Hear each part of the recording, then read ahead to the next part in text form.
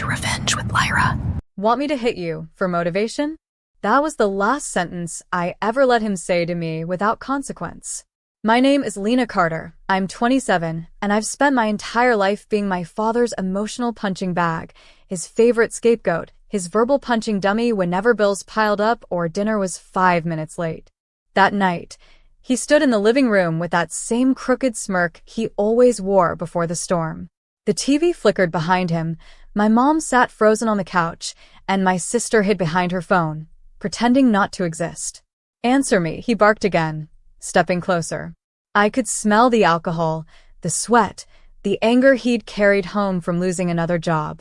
"I did pay," I said quietly. "But you took my card again last week." His face twisted. "Don't you dare talk back to me in my house." My house. The words made something in me snap.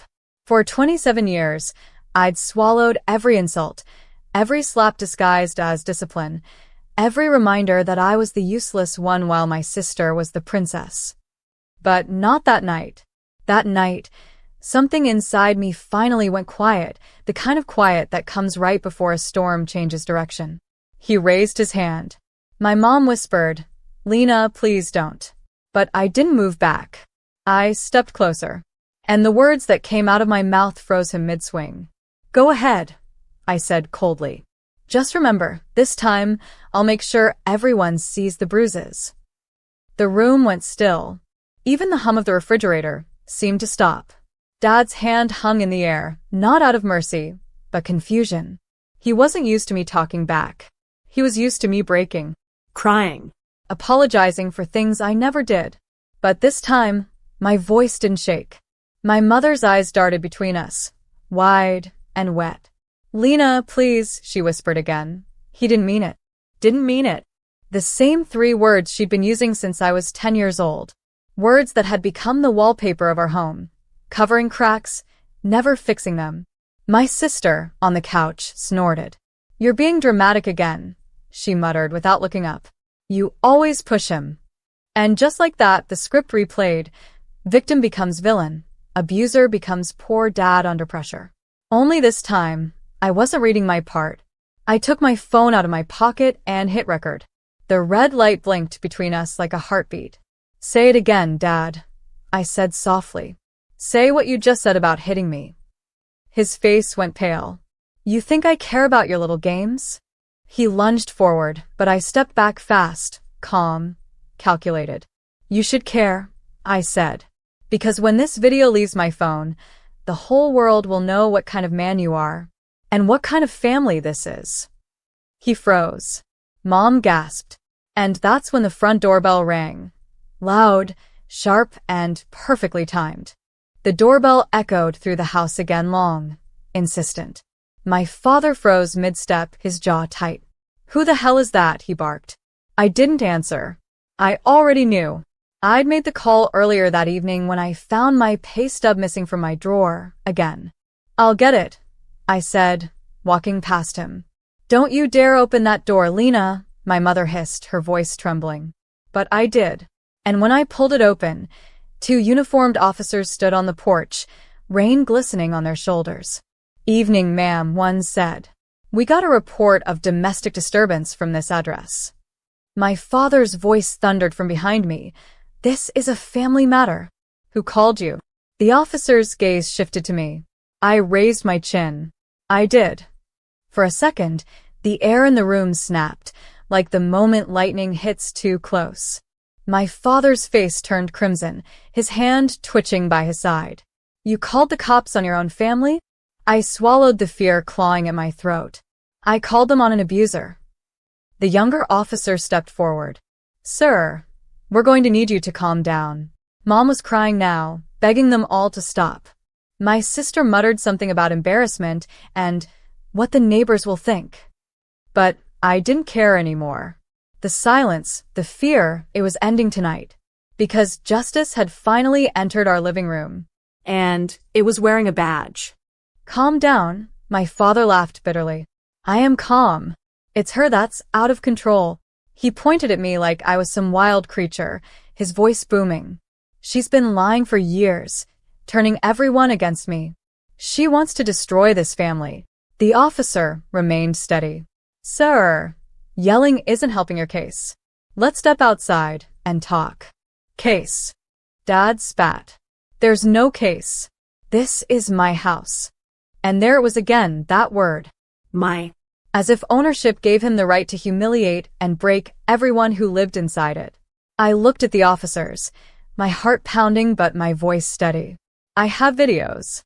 And bruises. And text messages where he threatened me last week. The older officer nodded, professional but kind. We'll take your statement, ma'am. My father's voice cracked.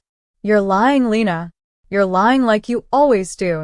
But my mother's sobs told the truth. Her trembling hands covered her face. My sister finally put her phone down, her lips parting in disbelief. She whispered, "You recorded him?" I had to, I said. You wouldn't believe me otherwise. The younger officer stepped behind my father. Sir, we're placing you under temporary detainment while we investigate. Don't you touch me, Dad roared, jerking his arm back. But the officer was faster, grabbing him firmly. The room filled with chaos, Mom crying, my sister pleading, my father shouting. And through it all, I stood still, finally realizing the power of one word I'd forgotten I had. Enough. When the cuffs clicked shut around his wrists, my father's rage turned into something almost pitiful. Lena, please, he shouted, his voice cracking now. Don't let them do this. I'm your father.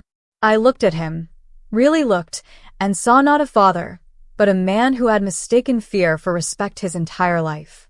Yes, I said quietly. You are. And that's exactly why this hurts the way it does. The officers guided him toward the door. My mother followed, sobbing, clutching his arm. She didn't mean it, she begged. Please, she just overreacted. The officer turned to her gently. Ma'am, if there's a history of violence in the household, this is procedure. He'll have a chance to speak. Dad twisted his head back toward me. You'll regret this, Lena. You think you can survive without me? I didn't answer. Because for the first time in my life, his voice didn't scare me. The door shut behind them. The red and blue lights flashed through the curtains like quiet thunder, the color of freedom, the sound of peace beginning. Mom turned to me, her face pale, trembling. What did you do? I stopped pretending, I said. My sister stood there in silence, the weight of realization finally cracking through her arrogance. I picked up my phone and ended the recording, my thumb hovering over the save button.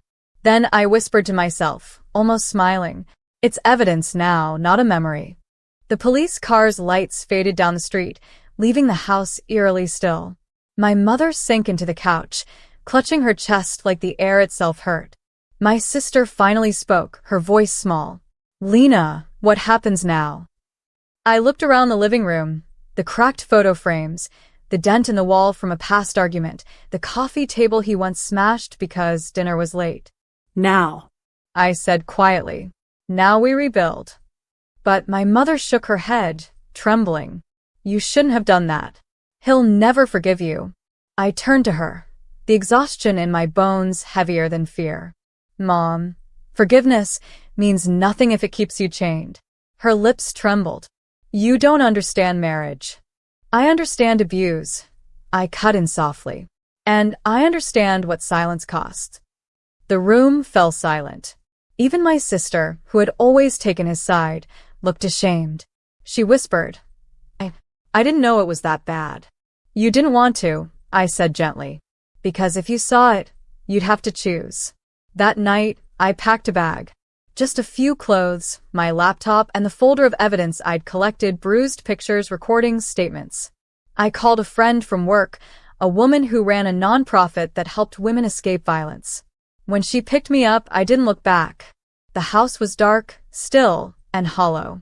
But the silence no longer belonged to him. It belonged to me.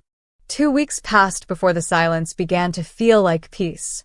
I was staying in a small apartment above the Women's Resource Center, a temporary space with white walls, warm lamps, and no shouting. Every morning, I woke to birds instead of slammed doors. It was strange and beautiful. The legal process had begun.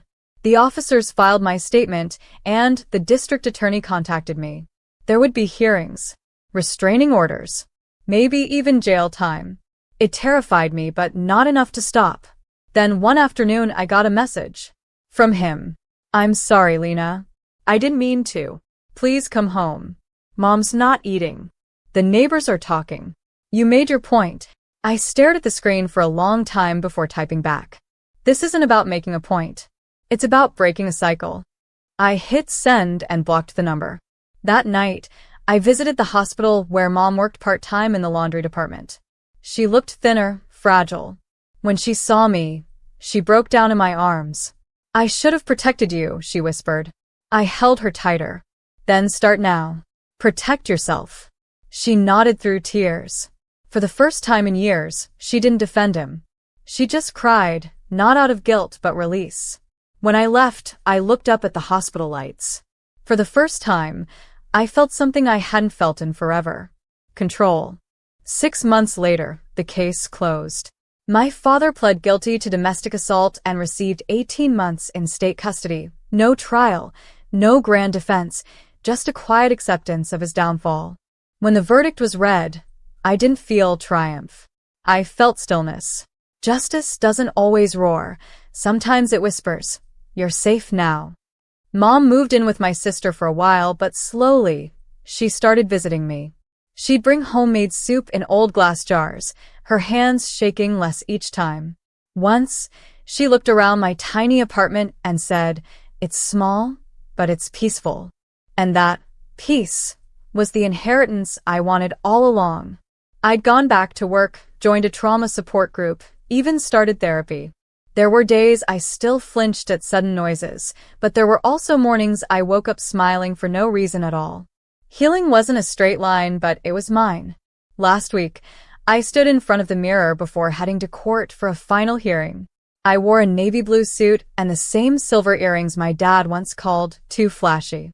I looked at myself, really looked, and whispered, "You survived." When the judge asked if I had anything to say before the session ended, I stood tall. "I don't want revenge," I said softly. "I just want